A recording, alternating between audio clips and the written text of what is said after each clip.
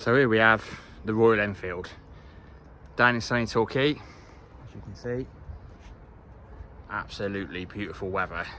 I'm going to do a quick review on this bike, give you the truths and the lowdowns of this Royal Enfield. So make sure you carry on watching the video. Let's get into it. So, Royal Enfield, where do we start?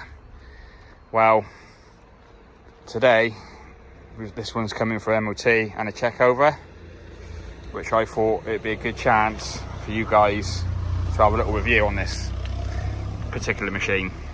So this is a Royal Enfield Meteor 350. Here's this one, it's a 2022. Now, on first impressions, it's quite pokey and it rides quite nice. It's comfortable, good seating position, ticks all them boxes.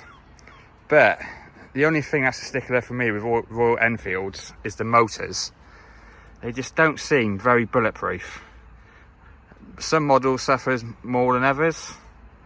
The quality overall of the bike is pretty good, although this one has been garaged, as you can see.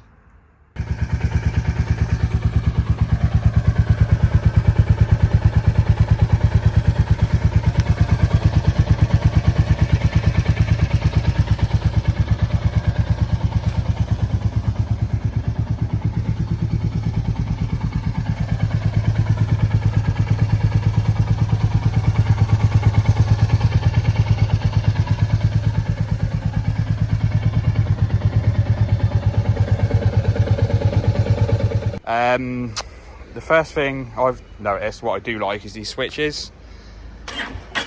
So that's your starter button there, and your kill switch, which is like a toggle switch.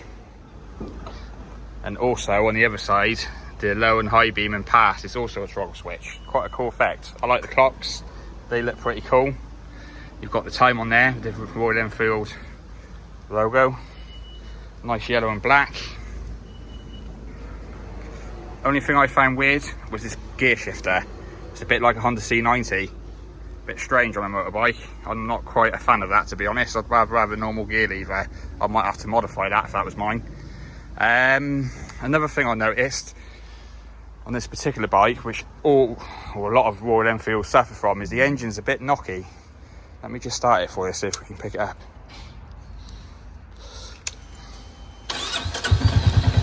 After you rev it and it sort of revs down,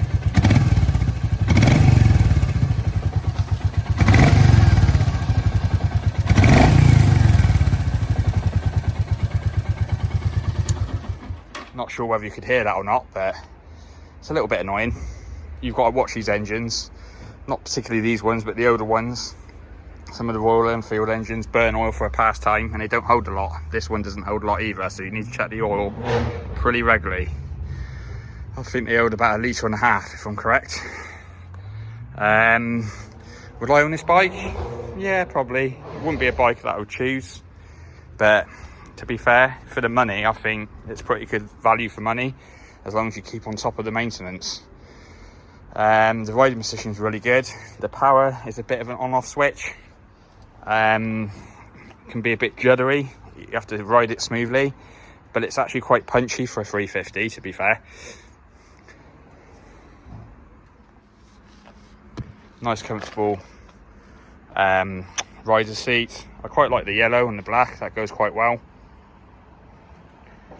Screen may be a bit big for my liking, but that's an extra. I think it's got some cheap tyres on it as well, which I'm not keen on. They would be changed. So let's see what the mileage is. So that's 6,425 miles. Are they the original tyres? I'd probably say so, to be fair. The front one is anyway. And the rear one is a bit low and squared off. Might be an advisory on the MOT, we noticed. Another thing is, you've got to check the oil in these bikes regularly because they don't hold very much.